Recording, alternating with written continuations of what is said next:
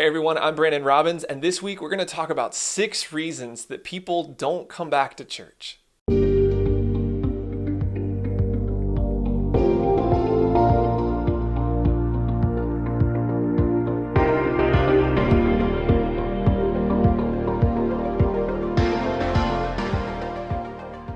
Now, before we get started, if you don't mind, if you will just take a moment and go down and click that subscribe button below, and then right next to it, click that little bell so that you get notifications each week when we put out a brand new video. All right, so 6 reasons that people do not come back to church after they visit for the first time. And make sure to stick around for the last one because it's definitely the most important. But here's the first one. One reason people don't return to church is because they felt lost while they were there. Can you remember a time when you went to a church for the very first time? Maybe it's the church that you're currently a part of, or maybe it just happened last week. But do you remember that awkward feeling, right? You don't know where to go. You don't know what to do. As you're driving through the parking lot, you're thinking to yourself, where in the world should I park? And you're asking yourself, where is the door that I should go in? Do people go in the front door or do they go in the side doors, right? How do I even know? And then once you get inside, where do I take my kids? Or where is the sanctuary? Where are the bathrooms? Where do I check things in? And then once you get in the worship service, you're thinking to yourself, well, what do we do? Is there a moment I stand? Is there a moment I need to sit? Do I have to do anything while we pray? What do I do during the offering? What do I do during the sermon? Am I supposed to take notes? You're just feeling confused because it's the first time you've been there. You don't know anybody, you're unfamiliar with everything, and it's a tough feeling. And if churches aren't intentional about making sure that that first experience is comfortable, that everything is spelled out for you, that it's all very easy and very simple, then it's very easy to be overwhelmed and just not want to go back. And so as a church, we've got to make sure to be thinking about what that first time guest experience is like. What is it like from the moment they drive in the parking lot until the moment that they leave later on? How do we make sure that they know where to go, that they know what to do? Do we have plenty of directional signs around? Do we have people in the parking lot telling people which door to go through? Do we make it clear in worship what they're supposed to do as things are happening? Do we have all of those things spelled out so that they can have an incredibly comfortable experience and feel like they want to come back? Another big reason that people don't come back is that they had a bad experience with their kids. And I remember one awful experience that I had when we visited a church one time. My wife and I, we went to a church and we had a daughter who was about 2 years old at the time. And when we went in there, the very first thing we were looking for is where to take our daughter. And so we saw some people standing around, we asked them what to do, and they said, oh, just take her to that classroom down there.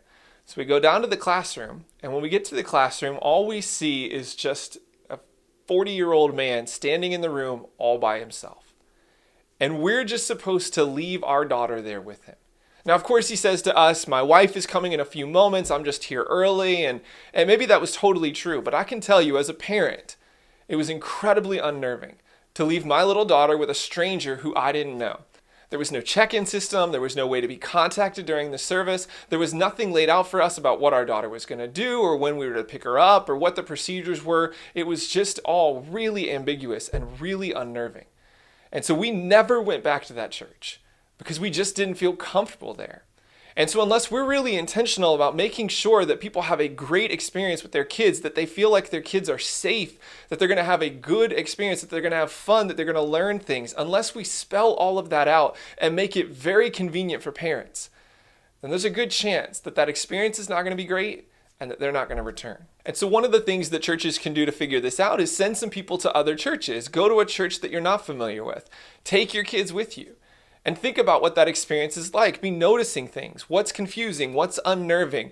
And what can you bring back to your church to help improve your own system? The third big reason that people don't return to church is that nobody talked to them. I have yet to meet a church who did not say that one of the best qualities of their church is that they're incredibly welcoming and friendly. I mean, I honestly think that every church out there thinks that they're the most welcoming and most friendly church in the entire world. But the real question is that what the people who attend say? Is that what the people who are there for the first time think? Are you really as friendly as you think you are? And so one of the things that we always have to remember on Sunday mornings is that even if we don't have a very specific job responsibility that day, maybe we're not a greeter, maybe we're not an usher, maybe we're not helping out in the parking lot or helping out in the children's ministry. But even if we don't have that specific responsibility, we are still a part of that church and a part of what's happening in that service. We're not just recipients in worship, we're participants.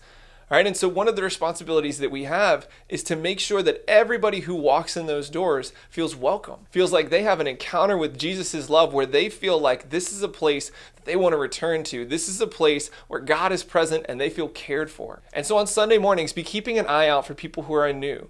Notice, did anybody talk to them? Did you go up and talk to them? A lot of times we're afraid that we might introduce ourselves to somebody who's been going to the church for a long time. But let me tell you, the awkwardness of that situation is not nearly as bad as what happens if a first-time guest just gets totally ignored. It's worth the risk. And so be on the lookout for people who are new. Go up and connect with them. Don't necessarily overwhelm them, but make sure to connect with them. The next huge mistake that churches make that really causes people not to return is that you didn't get their information. When we don't get people's information, that means that we can't follow up with them. And when we don't follow up, that means that we don't have an opportunity to invite them to return to our church, to make it personal. And there's a lot of reasons that we don't get people's information on Sunday mornings. Sometimes we're just not thinking about it. Sometimes we don't offer the opportunity for them to give it to us. Or sometimes the means that we're doing it just aren't the most effective. Like one of the things that a lot of churches use is a pew pad, right? They pass it down the aisle. But the problem with that is that sometimes the pew pad doesn't make it to the end of the aisle. Or maybe the pastor just forgets to mention the pew pad so nobody even thinks about it. Or maybe we don't give them incentive to fill it out. They don't know why they should give us their information. There's nothing that really causes them to want to do that. And so one of the things that we use at our church is something called a connection card. And one of the things that is unique about a connection card is that instead of just there being one that gets passed down an aisle, there's one in every single person's bulletin. So there's no chance for a person to miss it. Not only is the front a great way to get their information, but on the back, we give them an opportunity to take next steps in their relationship with Jesus, or get connected with things going on in the church, or even offer up a prayer request so that we can be praying for them that very first Sunday. And in the service, we have a time where we invite every single person to fill out that card. We tell them about what's on the card, why they would want to take next steps. We actually do it multiple times throughout the service. And it's become such a part of the culture that every single person does it for the most part. And so when you come to our church, it's not like you're the only person filling out the card, but you're doing what everybody else is doing, which causes you to feel normal, which causes you to feel comfortable, like you just blend in. And that's something that makes you want to come back when you didn't feel like you stood out, but you just blended in with everybody else. The next big thing that causes people not to return to a church is not only did the church not get their information, but even if they did, they just didn't follow up well. You know, the key to follow up isn't just following up. I mean, that's better than nothing. But it's really important to follow up well, right? And so one of the things we want to do as churches is we want to make sure not just to send people, some form letter that every single person gets and it feels incredibly impersonal. We want to send them a handwritten note, right? Write it out. Show that you took the time to do that. Because think about it, right? How do you sort your mail? When you get your mail, if you're anything like me, you put it in A, B, and C piles. A is the stuff you're going to open up immediately. B is the stuff you probably need to open, but you're going to wait on it. And then C is the trash pile. It's automatically getting thrown out. And so as I'm sorting my mail, if something looks like a form letter, if it's in that just standard envelope, it's definitely going in the B pile or the C pile.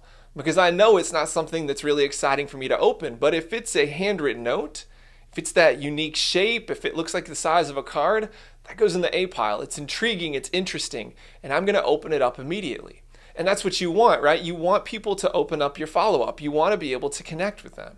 And by sending them a handwritten note, you're connecting with them in a very personal way. And if you think about it, right, we live in a culture that's becoming so distant and so digital that a handwritten note, something that someone personally took the time to do, that means so much more. That's so much better than just an email or a form letter. It shows them that you truly care. Finally, the last reason that people don't return to church, and like I told you, this is the most important, is that when they come to church, they just didn't hear good news. On Sunday mornings, we can do a lot of incredible things, right? There's all sorts of freedom for creativity. We can sing all different types of songs. We can talk about current events. We can address big problems going on in the world around us. We can even make fun of our kids from time to time if we want to.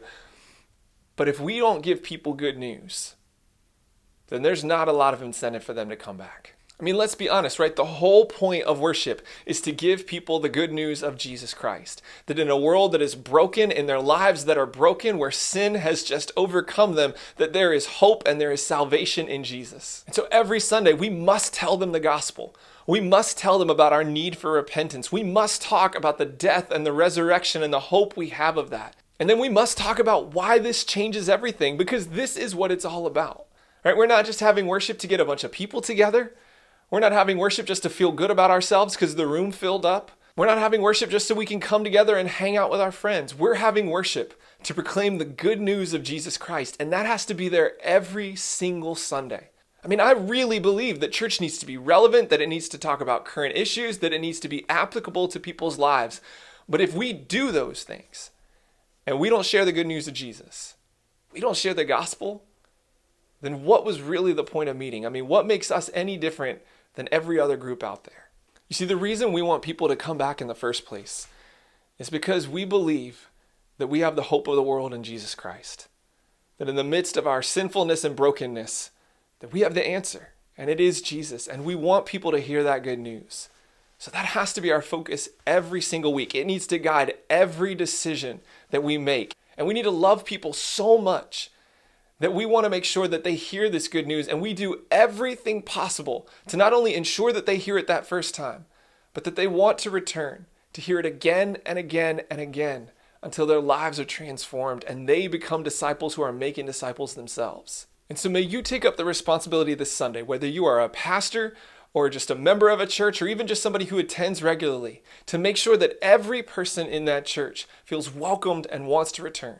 May you make sure that they don't feel lost, that they don't feel ignored, that they have a great experience with their kids. May you make sure to get their information, to follow up well. And most of all, may you, whoever you are, make sure that they hear the good news on Sunday, that they hear it clearly, that they hear the whole gospel, and that they hear something so good that they can't help but want to come back and hear more of it week after week after week. I hope you found this video helpful. If you don't mind, go down below and click that little thumbs up to give us a like. And then write in the comments section other things you think are really important to do to make sure somebody has an incredible first-time experience at your church. That's it for this week. I'll see you next time.